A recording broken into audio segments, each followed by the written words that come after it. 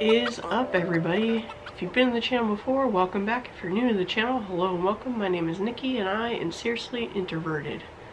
Sorry if I sound off or weird or something. I have got a wicked cold right now. It has been unpleasant for the last few days. I feel like a person today, at least. I just really can't hear and quite congested still. I can breathe better, at least. I'm like carrying around a box of Kleenexes and like my survival tools here. I'm carrying around my survival, like, stay alive things, my water with liquid IV in it, my Kleenex box, and my chapstick. That's how I'm surviving right now.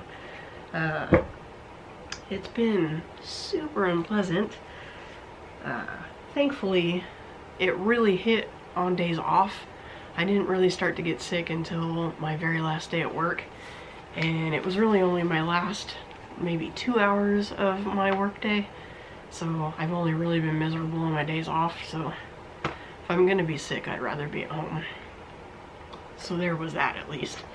But now that I feel mostly human, I gotta get this video going because it needs to get out. And yeah, so bear with.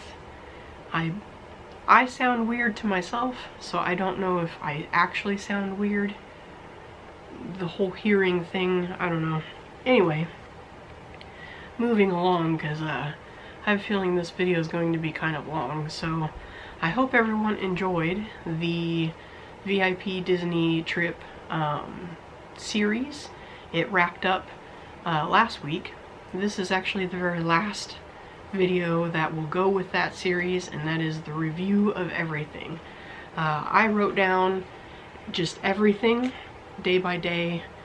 That way I could keep track of things I needed to review, and I'm just gonna go day by day for what it was. Hopefully I can hit everything that I don't miss anything, essentially. That's why it's gonna be kind of long, because if I hit it in the vlogs, then great, I'm gonna go over it again. If I didn't, then also great, I'm gonna go over it for the first time. So bear with, and here we go. I'm gonna start at the very beginning with the flights. So we flew into LAX. So we did two different airlines. We flew United and American back. Out of the two, United won hands down. They were very, very, like, both flights were their flights, you know, whatever. We're actually usually a Southwest like member, I guess. Like, we're pretty devoted to Southwest. They were having quite a lot of issues. There was rumors of a strike. They were canceling a lot of flights. Everybody knows, it was in the news quite a lot that Southwest was having a lot of problems. So we were leery about using Southwest. So we avoided them altogether. And since we were going into LAX and flying out of Santa Ana, we actually did two different airlines to do a better, like, price for us, so it was actually cheaper. But United was so much better user-friendly wise. Like, their app is better. They were on top of everything. You have to pay for the luggage on both of them. Southwest you don't, so we did kind of miss that. But United, they have like a thing where you can track your luggage to make sure that it's with. We had the AirPod things, but, or the AirTags, whatever they're called. So we traveled with those for the first time, but you could track your luggage through United. They were texting. I mean, you hit the gate and you turn your phone on, you're not even off the plane, and they were letting you know, hey, your gate changed from here to here. American, you were already off the plane, you were standing at the thing, maybe you already went to the first gate, and then you're getting notification in the app going, hey, by the way, your gate changed and now it's clear down there. Like, American was late with stuff. They weren't as on top of it as United was. So the actual flight itself, they were comparable, but for being on top of stuff, United won hands down on that. But if I had to choose between the two, I would go with United again. Southwest seems to have their ducks in a row now, so we'll probably end up back with Southwest, but you never know. Anyway, the chest rig. I'm kind of getting the random stuff out of the way. I wore this for about half the trip, and I switched over to my backpack, and it was sort of a vanity reason, I guess, which seems silly, but so this thing was perfect, absolutely perfect. It was for it worked exactly how I was hoping it would, and I guess there was two reasons why I changed over to my backpack. So when I got to Disney, I started carrying all my challenge coins, and it wouldn't fit in here, plus everything else. I mean, challenge coins alone were probably 5+ pounds. I had a giant, I don't even know, 5-quart, like Ziploc bag full of them that wouldn't fit in here. So I had to switch over to my backpack. Did I have to carry all those around? Probably not, but I don't think I traded until one of the last days, but it was that whole, the possibility of being able to trade, and I didn't want to not be able to trade because I had this on and I didn't have all the coins. So the last day I did pretty much the majority of my training or trading, and I was glad I had all the coins with me.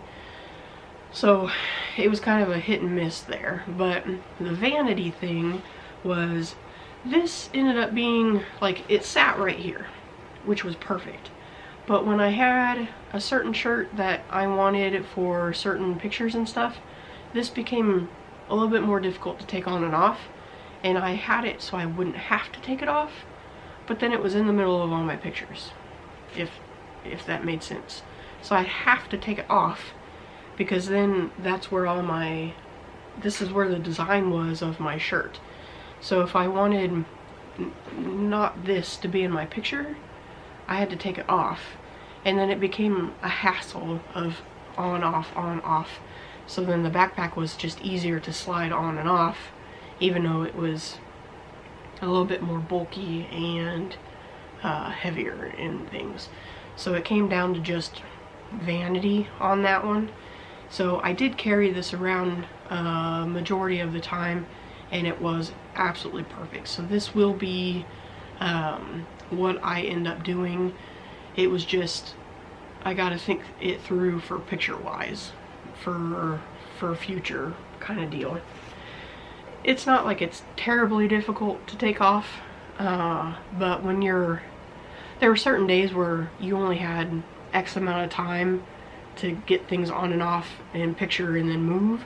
So that became an issue where you were just essentially dragging it, and you were trying to slip it on as we were walking. So it became more difficult, and a backpack would have been easier.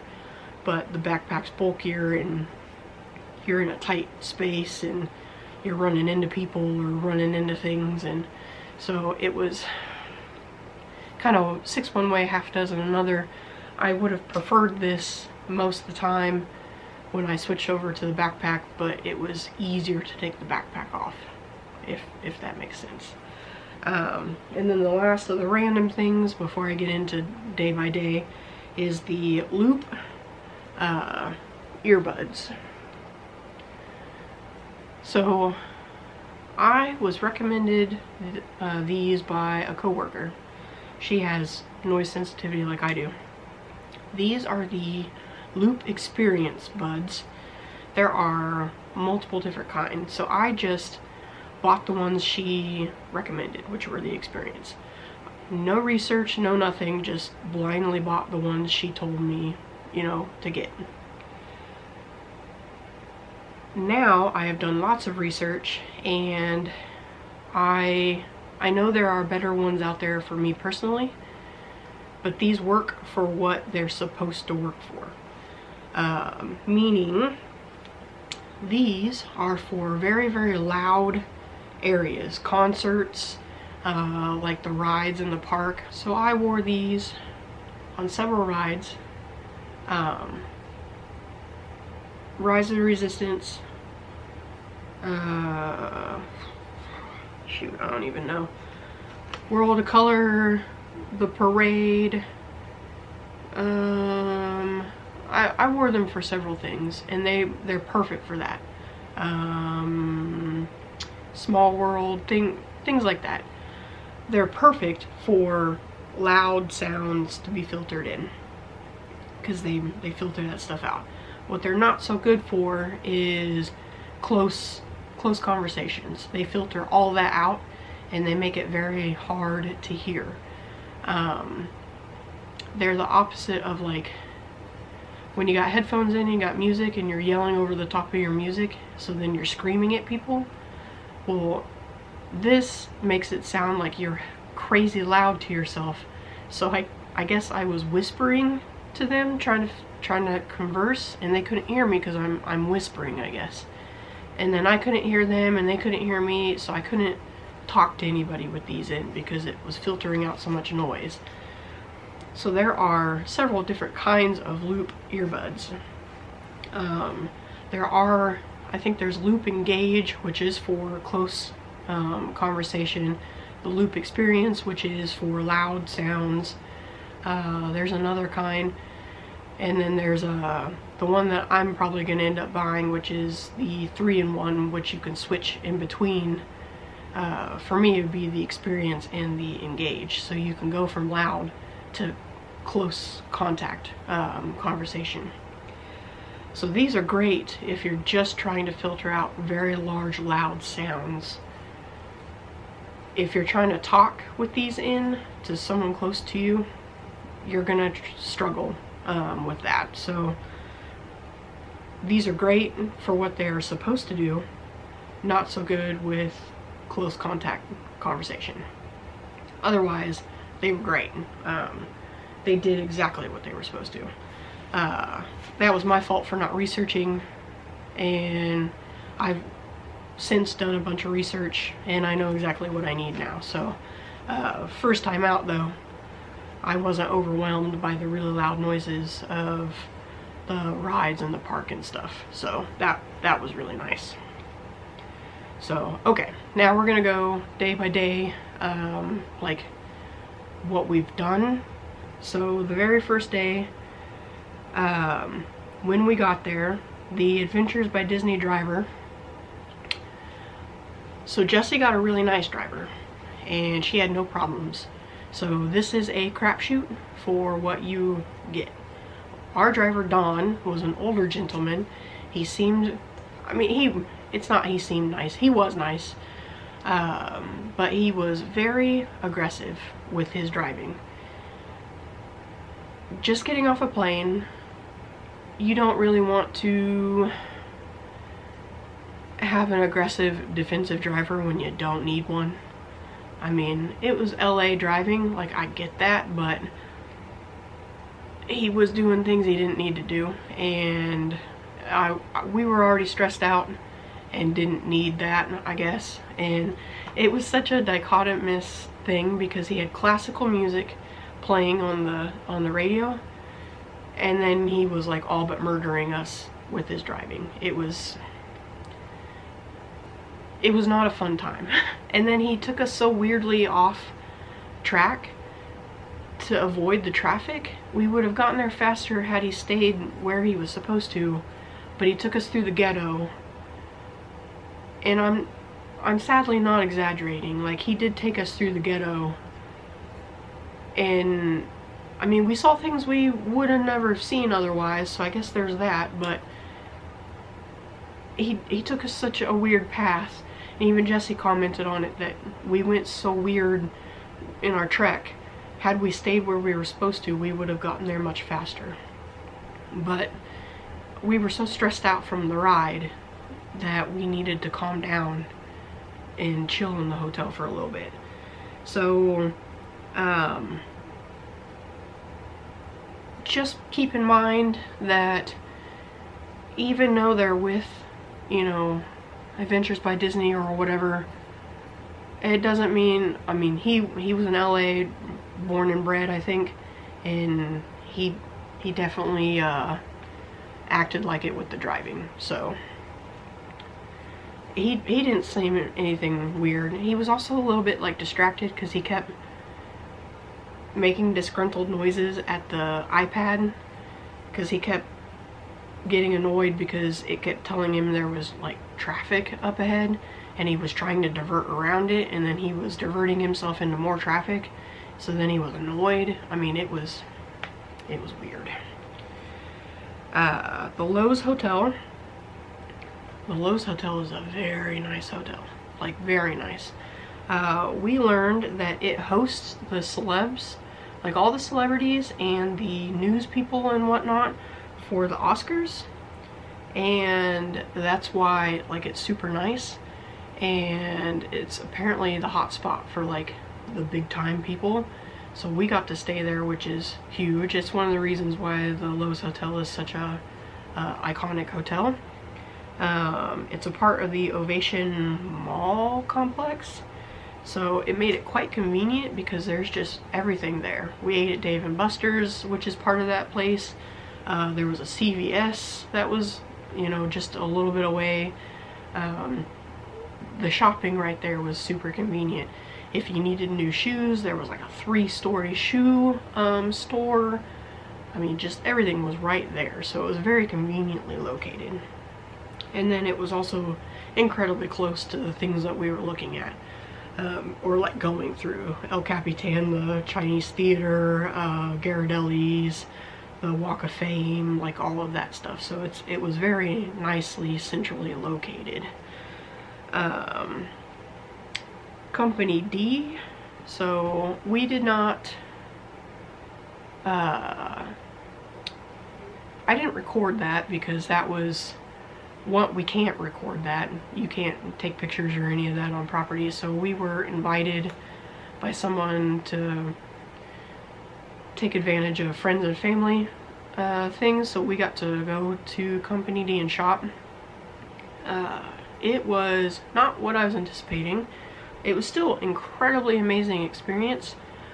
It was just a huge warehouse, and it was crammed full of people. We had to wait outside in a line for a little while, and then when we got let in, it was chaotic in there. I mean, I guess I thought it'd be a little bit more organized considering it was Disney. It wasn't. For me, it smelled weird in there. I'm very smell sensitive. I don't know. It was incredibly overcrowded for what it was, and it was incredibly hard to shop because it was so chaotic and overcrowded and stuff. There was just stuff crammed everywhere, and there were people frantically shopping like if they were on a time limit or something. I don't know what was going on. It was like people were, it was almost like COVID shopping. They were just panic buying, trying to get cut in front of you like they were never gonna see it ever again, like they've never been in there before. There was no calm, cool, collected, like just casually shopping. We were just panic shopping, and it was hard to get around because they were letting so many people in, and they were having a cow shopping in there. So it was like, it was a neat experience to be able to do it, but it was also insane and chaotic in there. Like, I don't know, like it was incredibly overwhelming is what that was. We probably didn't shop the whole area just simply because of how crazy it was in there, and we were just like, we found some stuff and we left because people really didn't have any sort of respect for space, and they were reaching over the top of you because I guess they thought they needed it first. I really don't know. Preston's, So that was the, I was gonna say quick service, but it was the restaurant inside the hotel. It was inside Lowe's. We ended up eating breakfast in there. Every morning we were at Lowe's. We also ate dinner in there. It was very good for what it was. Considering what Lowe's is, it's quite fancy. And our dinner service was but I think it was because they were trying to close and we probably walked in near last minute. He kind of ignored us for a lot of the time. He was kind of standing off to the side and he was talking with one of the ladies over there, and I don't know, I'm almost thinking it was kind of the whole like trying to scoot us out sort of deal, because I have a feeling they were closing and we were the only people in the restaurant. Otherwise the food was good. The breakfast was continental buffet breakfast and it was a good breakfast, and I would say overall probably a 4 out of 5 for what we were getting. Ghirardelli's, we ended up eating there twice. It was a fun experience, just simply because, I mean, how many times am I ever going to be able to go to the Disney Ghirardelli? You know, that's downtown LA. It's really expensive though. I mean, I want to say I bought 2 pins and an ice cream, and it was like $50 or something. It was incredibly expensive, and I want to say the ice cream was actually the most expensive thing, which it's ice cream, but you're paying for Disney Ghirardelli, so there is that, I guess. The soda pen hadn't dropped for that month yet, so Ghirardelli is known for their soda fountain pen, and there's one that drops every month, and we were really hoping we were going to be there for that, and we ended up back there twice because we had a ice cream social with our guides, and it hadn't dropped still, so we missed it for that month, and I still don't know what that one was. I didn't ever go back to look, I guess, but it is what it is there. So then, let's see, we met our guides, Michael and Sammy, and both of them were amazing. I don't think I mean, I'm sure our trip would have been amazing regardless, but Sammy was amazing, but Michael made it. Like, Michael made that trip. So, I don't know. I just can't say enough good things about the both of them. Without the two of them, I don't think that trip would have been nearly what it was. We walked down to the Funko store. So, depending on your level of activity and your level of fitness, I would suggest getting an Uber if you're going from like the Lowe's area to Funko. It's deceptively close, and I say deceptive because it's not really that close. It is, but it isn't.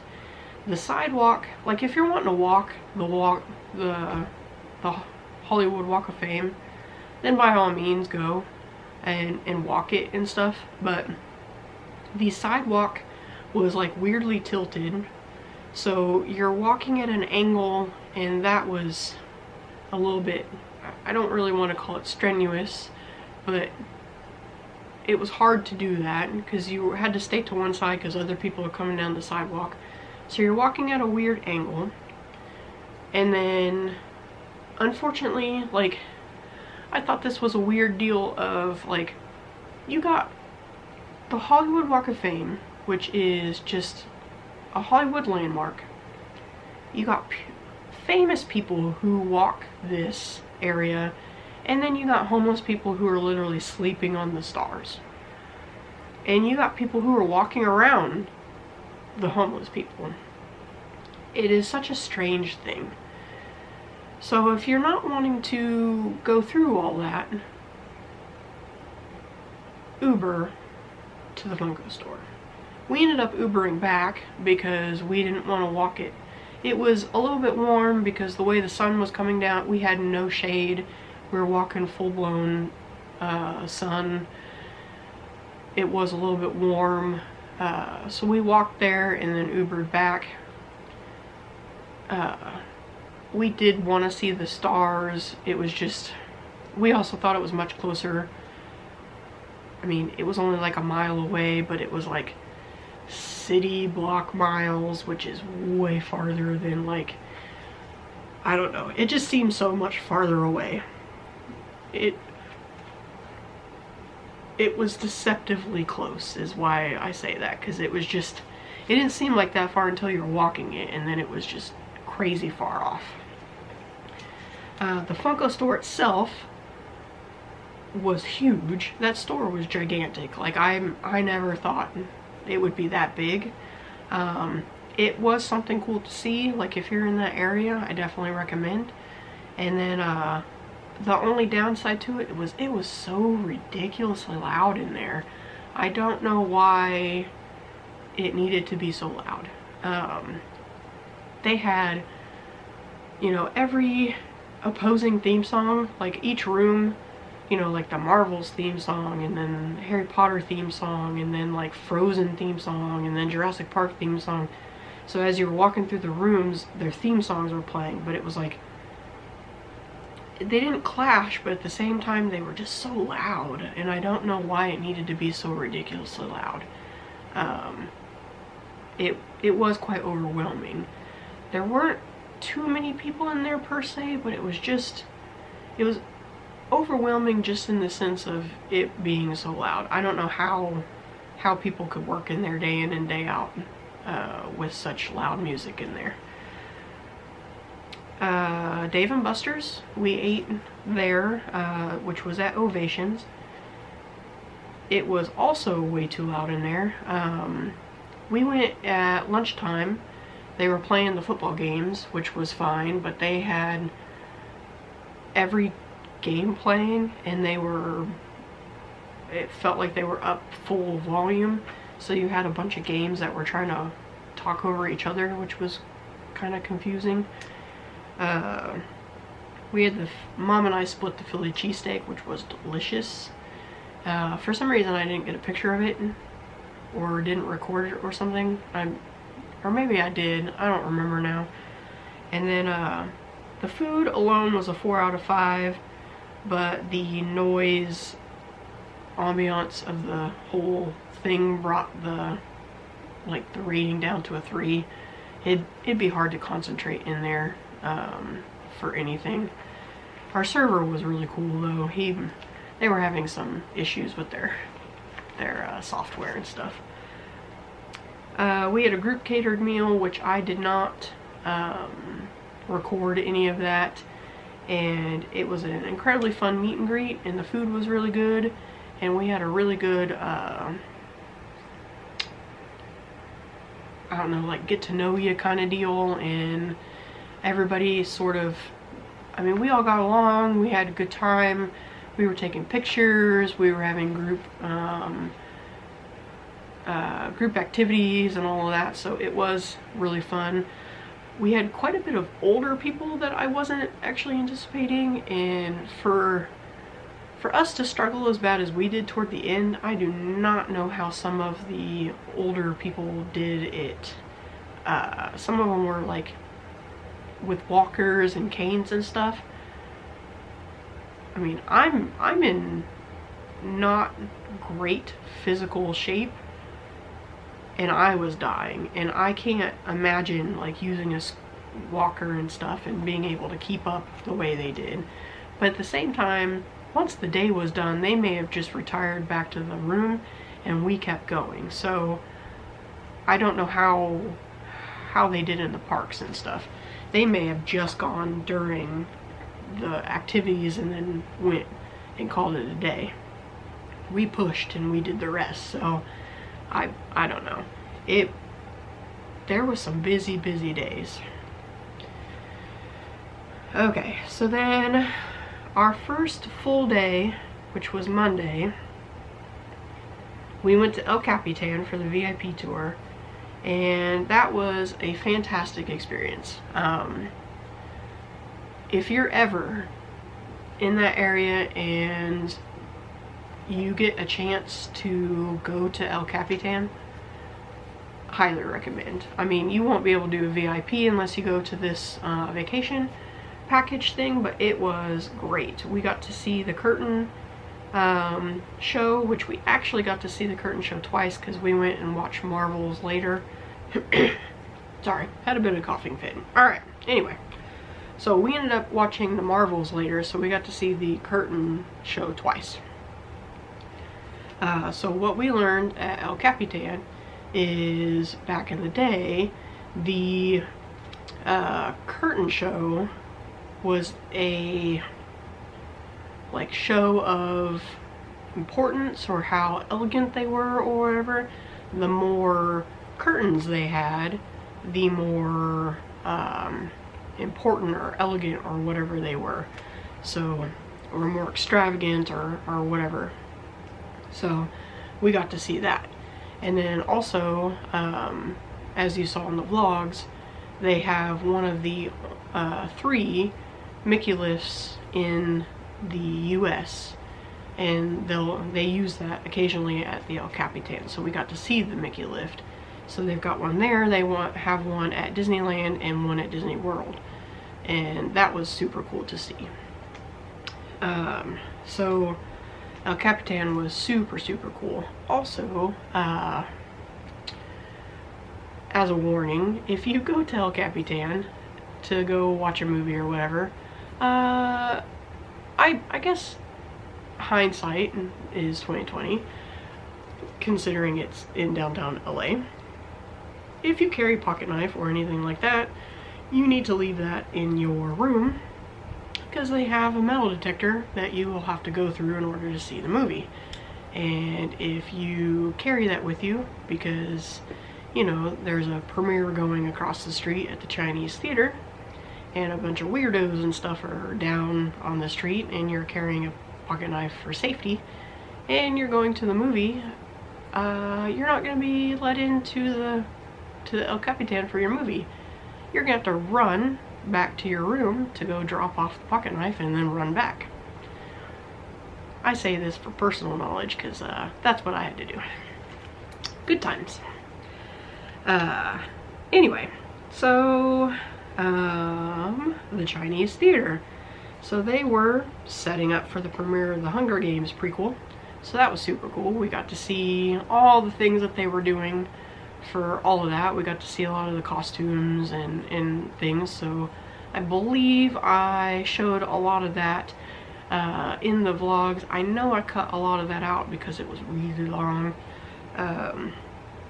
We got to see a lot of the hand and footprint signatures that are iconic at the Chinese theater. To be able to walk through there was cool. They did have a lot of it cut off for the premiere. They had the gates and things up, and that was where the celebrities and stuff were going to be walking through to the entrance of the Chinese theater. And then just to go in there and learn about its history and things was super cool. We did, like I said, when we went down to El Capitan to see the movie, the premiere was going, so we actually saw a lot of people walking the carpet and going into the theater. We didn't, like, I wasn't necessarily paying attention per se, like, we weren't watching for famous people or whatever. It was pretty crowded, and there was a lot of strange people out and about. I mean, I saw someone dressed as Catwoman, and we're talking like a legit looking latex outfit. Someone who I'm almost gonna say was an escort, but no judgment, whatever, but she was dressed like a lady cop, but not a lady cop. Very much like a like an escort type lady cop. So yeah, there were just lots of strange people around. And the best part is you had like really fancy dressed people, like they were going to a premiere, all the way to like heavily gothed people. I mean, it was wonderful to see. You had just everybody out. It was kind of funny, but I mean, to each their own. And then you had all the TikTokers out because they were doing all the dances and stuff. Yeah, it was strange. Anyway, Jim Henson Company. So we got to see all sorts of cool things. So we got to watch a, like, I don't necessarily want to call it cartoon. We got to watch a show that they put together for just the Adventures by Disney, and it was hilarious. I know I brought it up in the vlog. It was so good. We couldn't record it because it is exclusive to Adventures by Disney. It was a very cute show and hilarious. It's almost worth just going there for that. We got to meet Peggy Etra, who was doing some digital puppetry. She was learning to do it, and that made me think like the Talk with Crush or whatever that is called at Epcot. That's probably along the lines of what that is digital puppetry. Andrew Cano was the one that performed for us with DJ Panda, which we got pictures with him. We saw Drew Massey and Lisa Henson, which Lisa Henson is a big name. Well, Drew Massey is as well. So we got to see them. Lisa Henson was actually just a like hi as she walked by, and then yeah, I mean, I already said a very funny short exclusive. So yeah, it was very interesting to go through there. And this stuff, you can only do this through Adventures by Disney. So the El Capitan tour, the Chinese Theater tour, the Jim Henson tour, only through Adventures by Disney can you do these. They're not open to the public otherwise. I mean, you can see movies through El Capitan and Chinese Theater, but you can't do the tour and things. So Jim Henson's closed to the public. So this was very special to be able to do this stuff. Tam O'Shanters, otherwise known as Tim Shatner, because I couldn't pronounce it for the longest time. So their brisket was delicious, but I didn't really like anything else on the plate. Their brisket made up for pretty much everything else. It was just that good. I don't remember what the prices and stuff were. I'm sure it was very expensive considering where they're located and like the name that they have for themselves.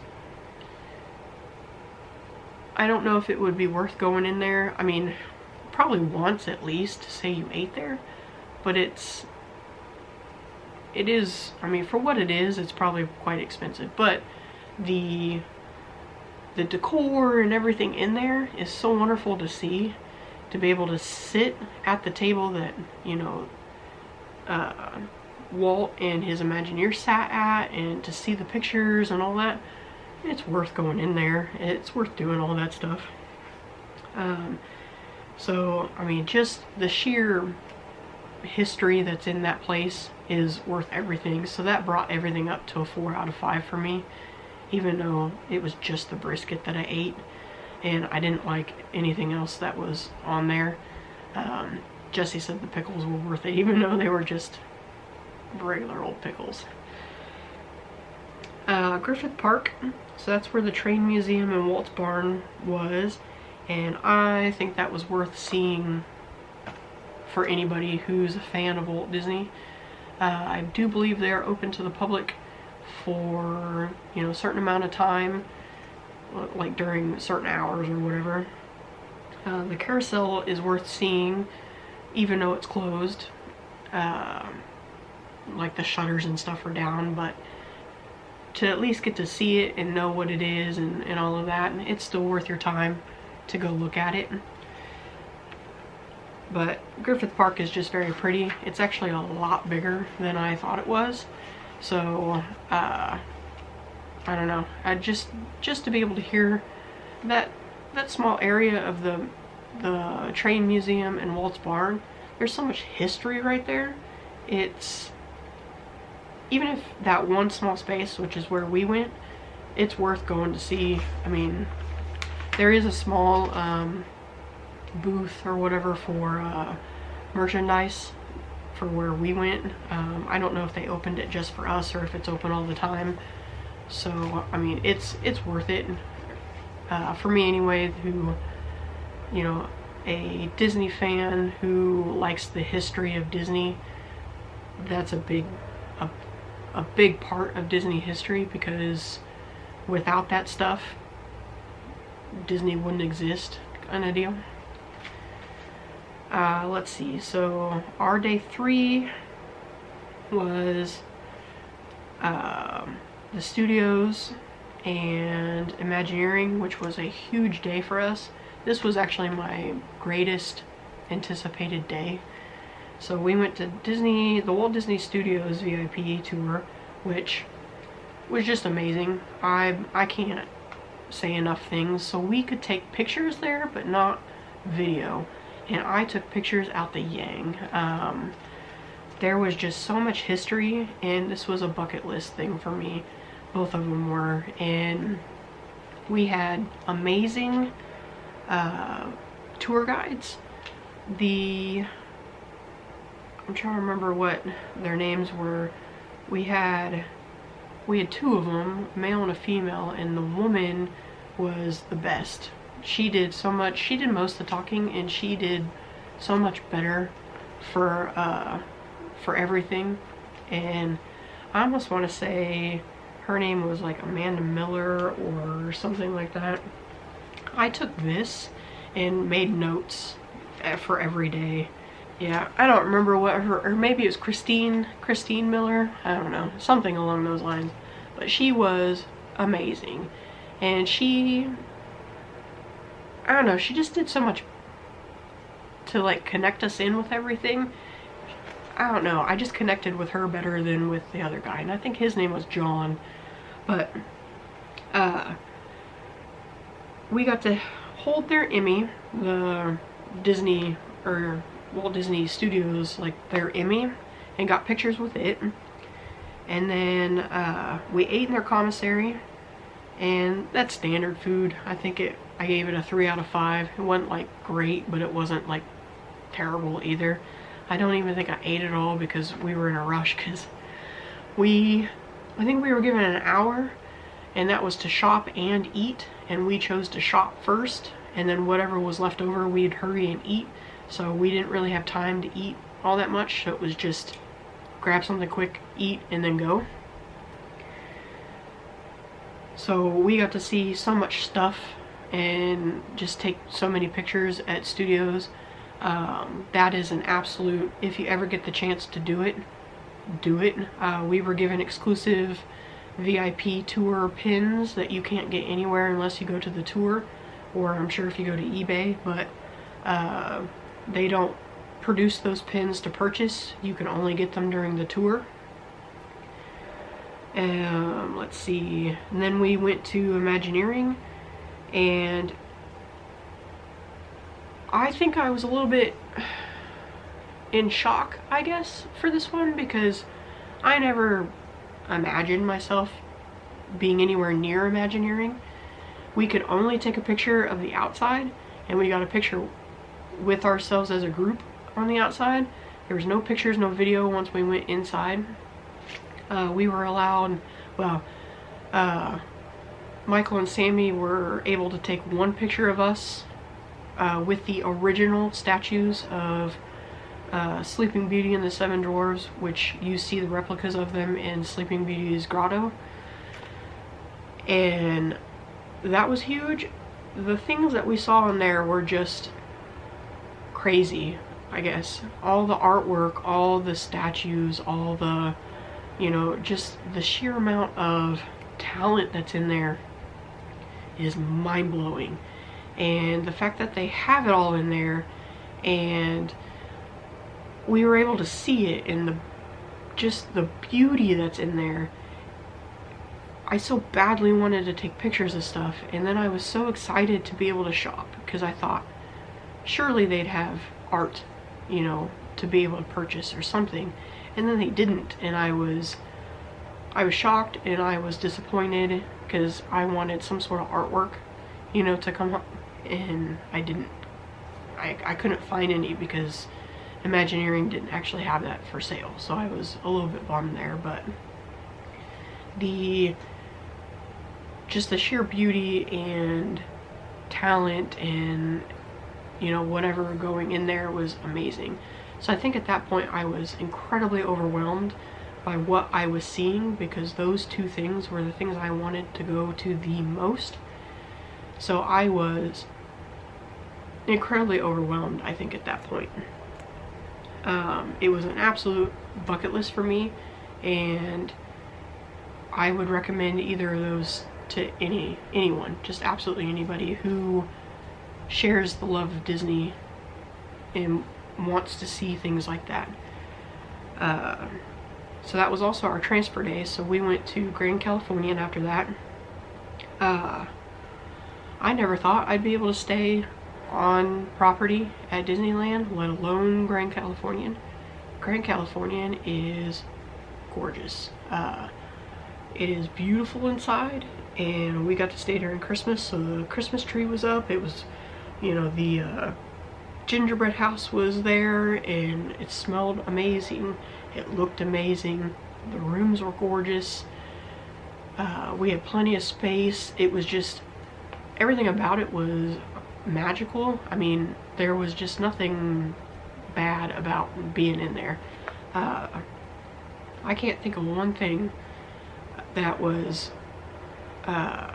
weird. Well, I would say weird. The way that they had their bathrooms set up, which I think I bring up in the video, they had the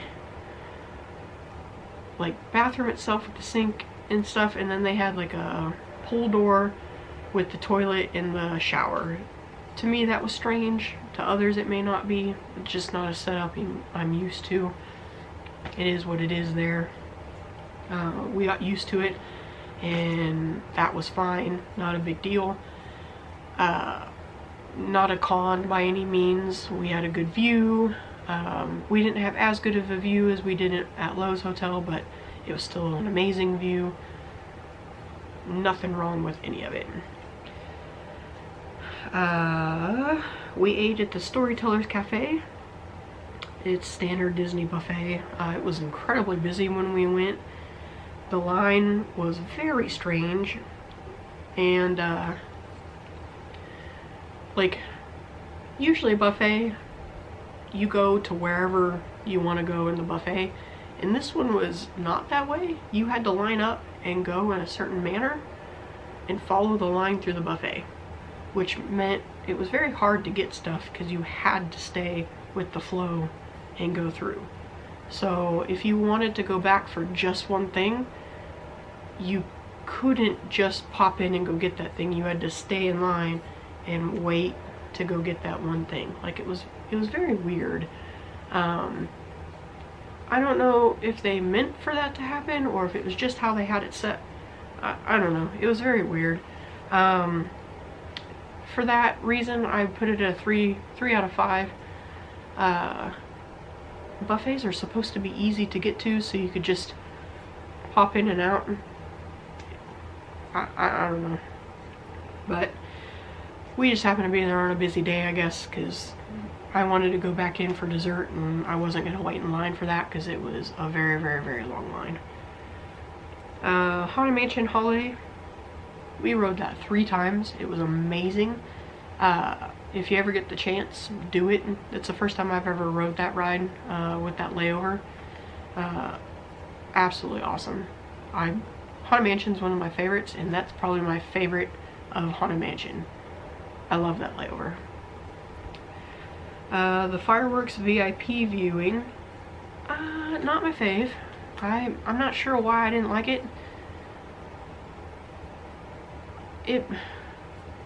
like, Disney fireworks to me are emotional. They set, you know, they connect inside and they make you cry, they make you happy, they, you know, they connect to you on an emotional level, and they didn't do that. So I don't know, I'm not sure what it was.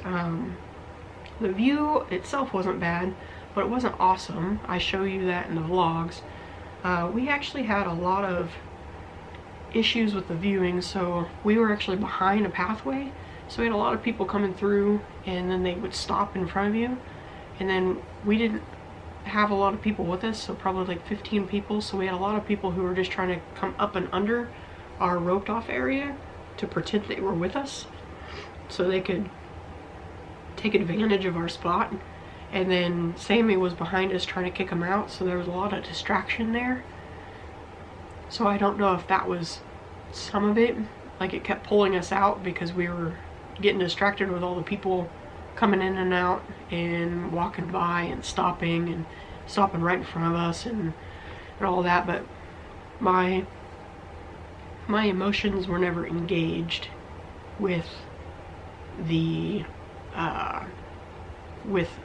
fireworks or the music and all of that. It just, I could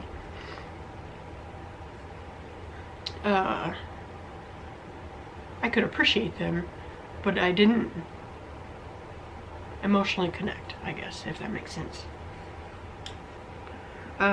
Mickey's Runaway Railway, we rode that twice.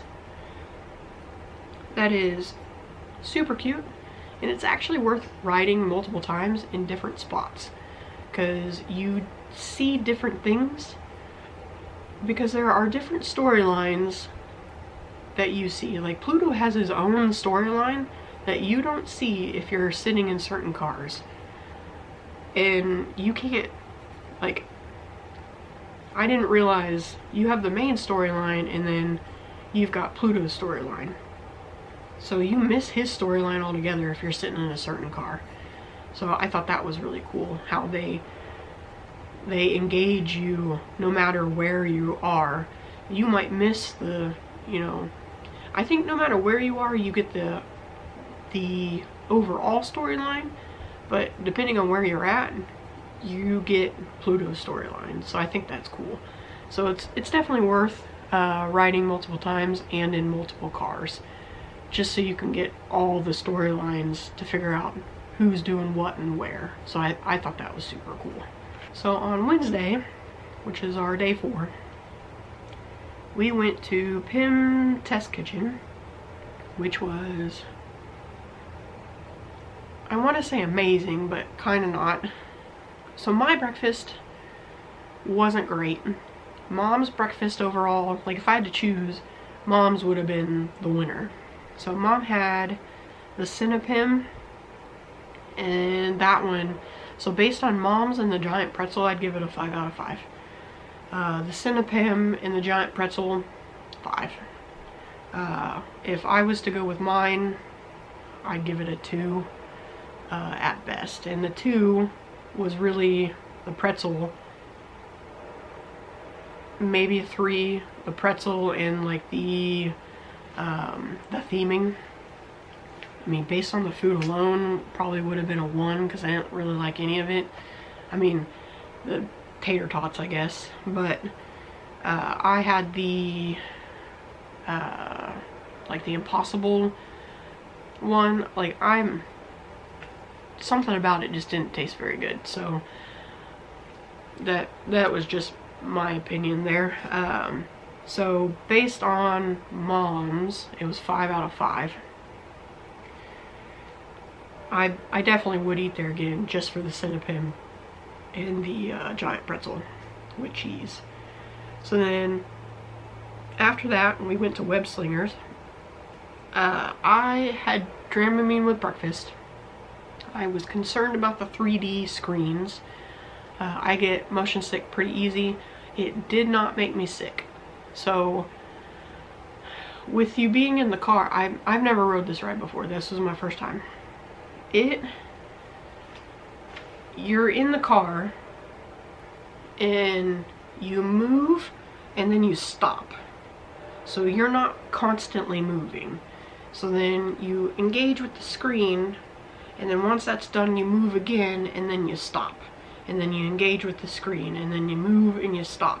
So I think that was what happened, or like that's why it was okay. Had we been in constant motion and I was expected to constantly move around and engage as we were moving, the Dramamine probably would have helped, but I might have been more likely to be sick had we been moving and trying to do all the things. But the fact that we were moving and stopping, moving and stopping, moving and stopping, that was the best thing that could have been. So we had like an internal I don't know, competition or whatever going to see who had, I think the first one was who had the highest, which car had the highest points, and then individually who had the highest. And I think it was the car behind us that was Michael's car, had the highest points, and then somehow I managed to win the highest individual point, and then I won the Spider-Man pin. First try. Like, I've never rode this ride before in my life, and I won. So I would definitely ride this ride again, but just know, by the time you get to the end of it, you're gonna be gassed. You're gonna be so tired, because you're flinging your arms, and you're doing this the whole time. I mean, it was so tiring at the end. So it's a workout. So you're tired. And by the end, like, you start with like an actual, you know, pose or whatever. Like, you start with actual technique, and at the end you're just throwing your arms out there is essentially what I was doing. Radiator Springs Racers, we of course love this ride. We were able, like, these all passes were amazing, which I'll get to those here in a little bit.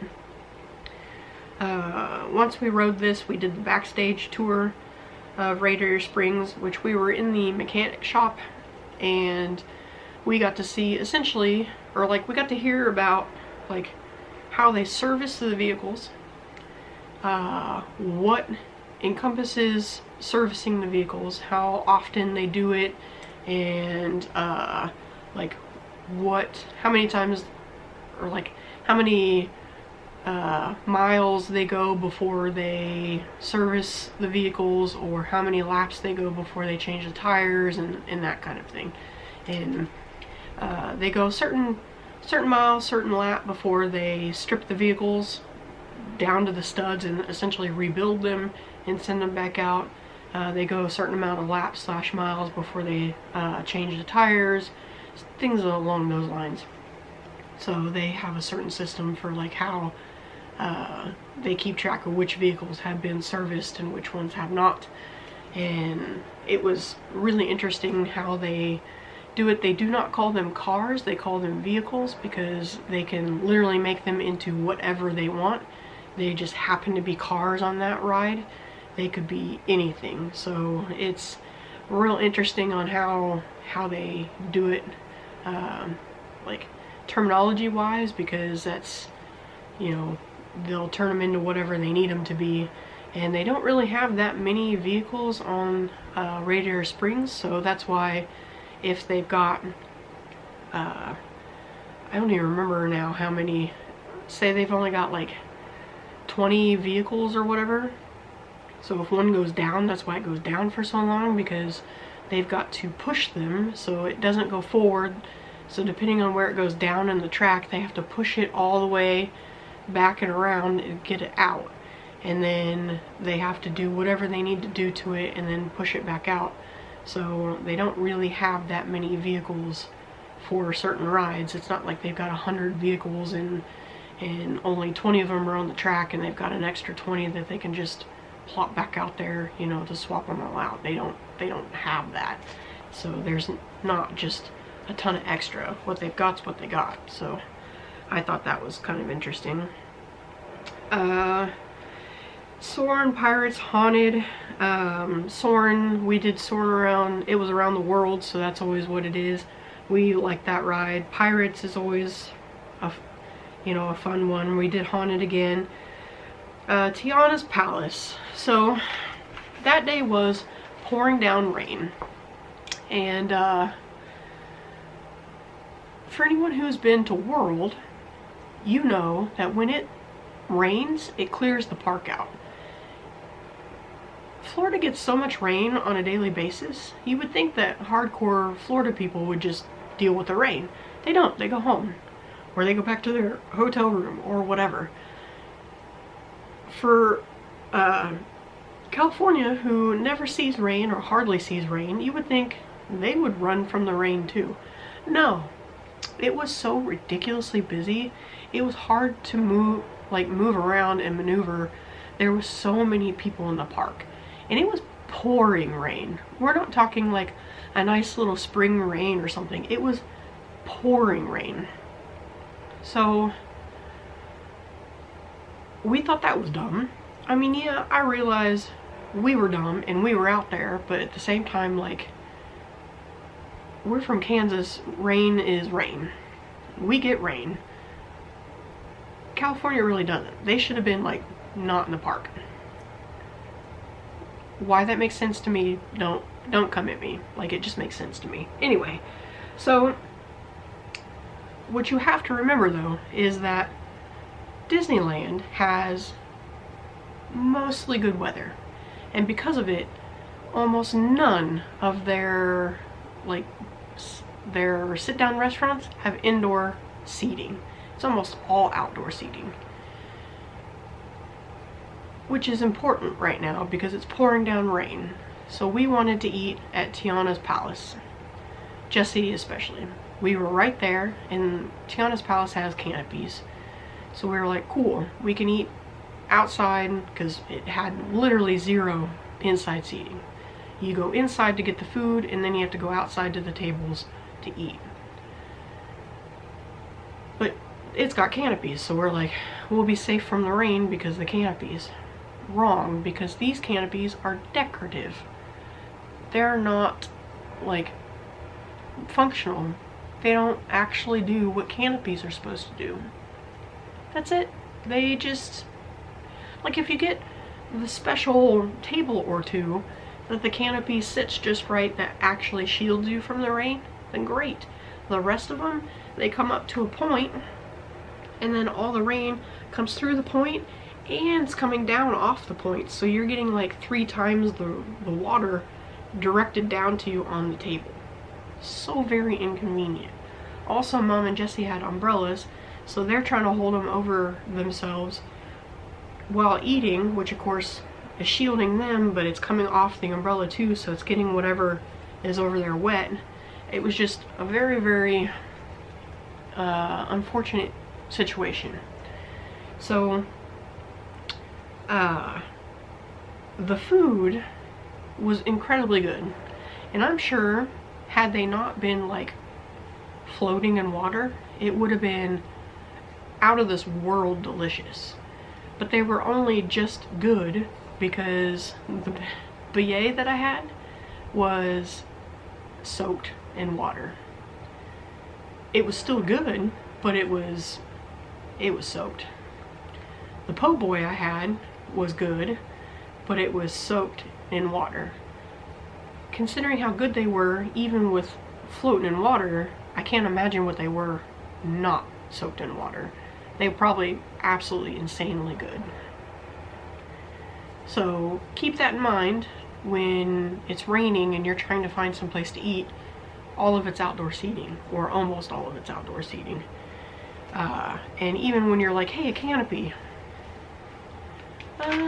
make sure it's functional and not decorative like that one was. Mr. Toad's, it's like it always was. Our band wasn't actually scanned, she just let us in, so we got a free all pass kind of deal. We rode Snow White's, I don't know what it's called, the Snow White ride. It had new paint jobs, so we went ahead and rode that. Peter Pan, because why not? Friday, we went into Goofy's Kitchen, which is at the Disney Hotel, or Disneyland Resort Hotel. and I was excited to be able to go in there because that's the flagship hotel. So Disneyland Hotel and the Grand Californian are the two like big ones. So we got to go into both, and they are gorgeous. Both hotels, very, very pretty. So Goofy's Kitchen, it's a breakfast buffet, it's a character breakfast. For what you're dealing with, it's a 4 out of 5. It's a standard buffet, but you get the characters. We got to meet Goofy, Pluto, Chip, Dale, and Minnie. So if you're wanting to get a bunch of characters out of the way, that's a good way to do it. That was our farewell breakfast. So we got to meet, you know, several people or several characters, and that was just, it was a nice little send-off.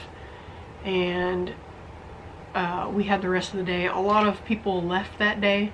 We stuck around. We had the rest of the full day if we were going to use it, which in hindsight we didn't because Mom got sick that evening. We did buy Lightning Lane. So we left Goofy's Kitchen, and I don't want to say we hightailed it, but we walked with purpose over to Disneyland and went over to Galaxy's Edge because we hadn't been in there the entire time. Mom and I have never been, and we did buy a Lightning Lane for Rise of Resistance because that was the only ride that really needed to be ridden essentially for that trip, and I believe we paid $26 per person for that ride. That is incredibly expensive for a Lightning Lane. I'm not gonna lie, super expensive. At the same time, this was a VIP Disneyland trip. No regrets. Bougie trip. Wanted to do all the things. That was the only thing we needed to do. At the time, $26, and still right now, $26 was worth it to get on the one ride we needed to get on. I still don't regret it. It was a really good ride.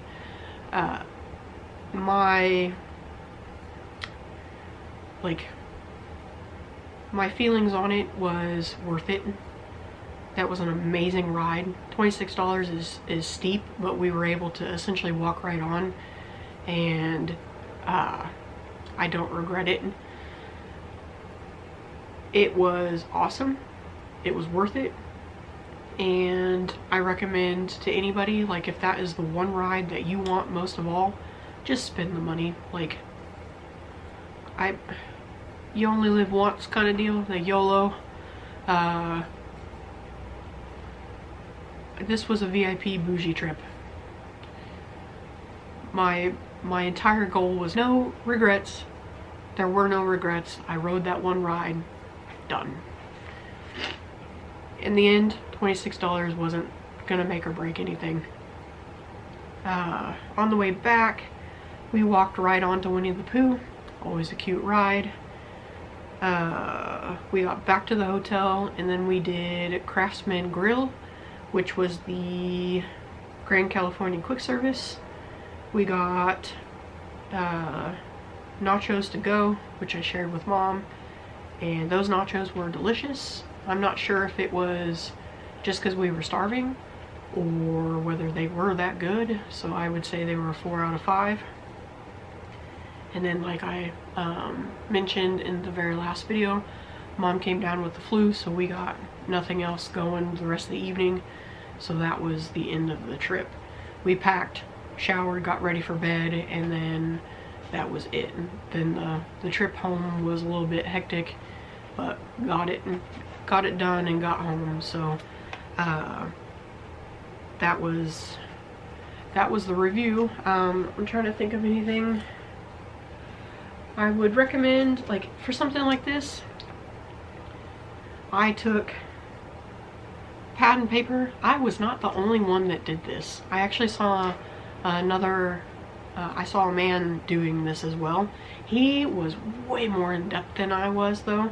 He wrote down absolutely every little thing that he could write down. I wrote just bare minimum bullet points. for what we were doing that day and the times and stuff. He was writing down all sorts of details. But I would recommend like keeping track of your days, because then for things like the review or just for knowledge, now I can remember what we did and what we didn't and that kind of stuff.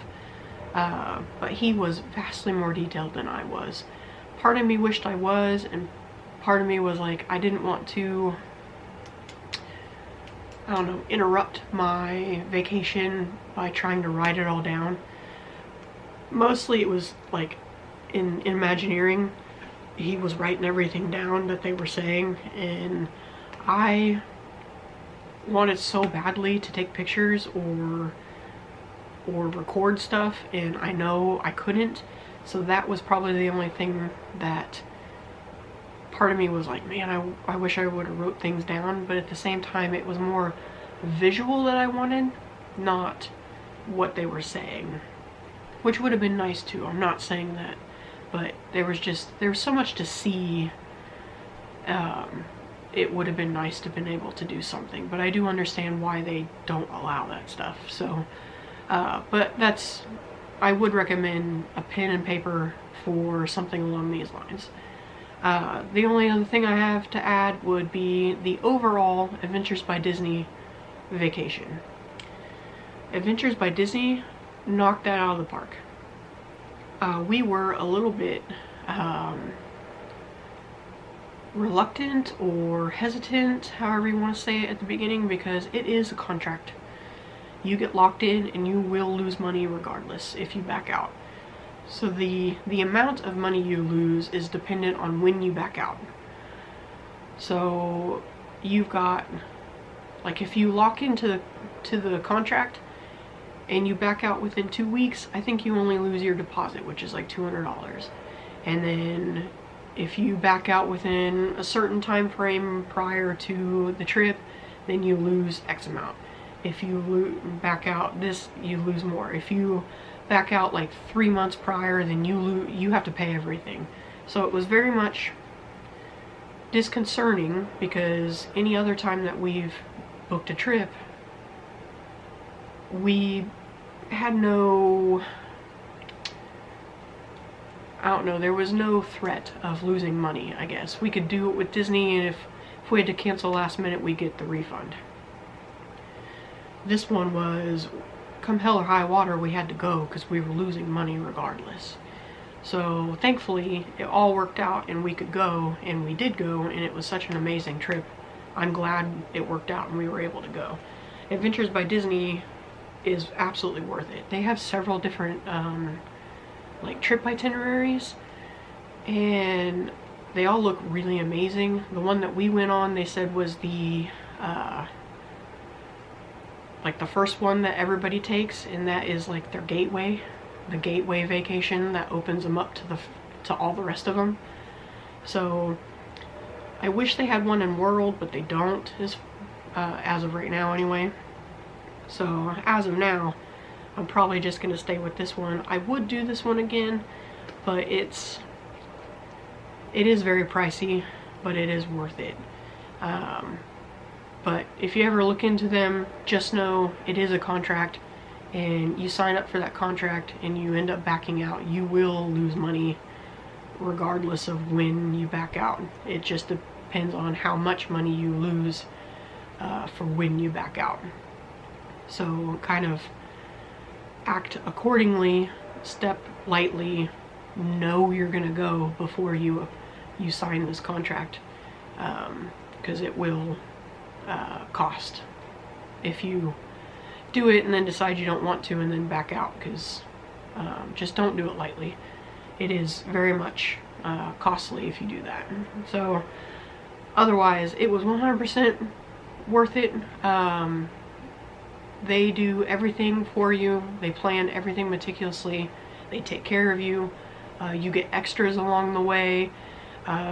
Depending on what time of year and who and what and stuff, it depends on the extras.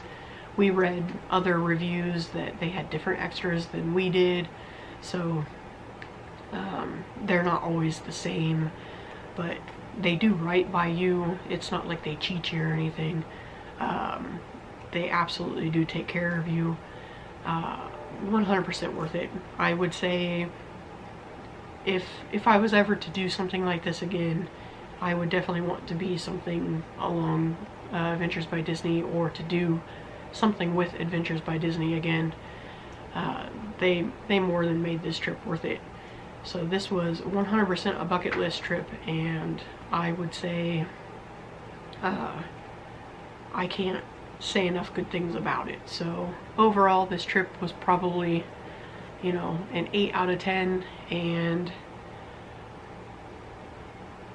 that's a super high rating for me, and I can't say enough good things. I think I hit all the high points. I think I hit everything. If I missed anything, let me know. I think this has been quite long enough, so I will let it go there. So be sure to like the video, subscribe to the channel, and I'll see you in the next one. Bye!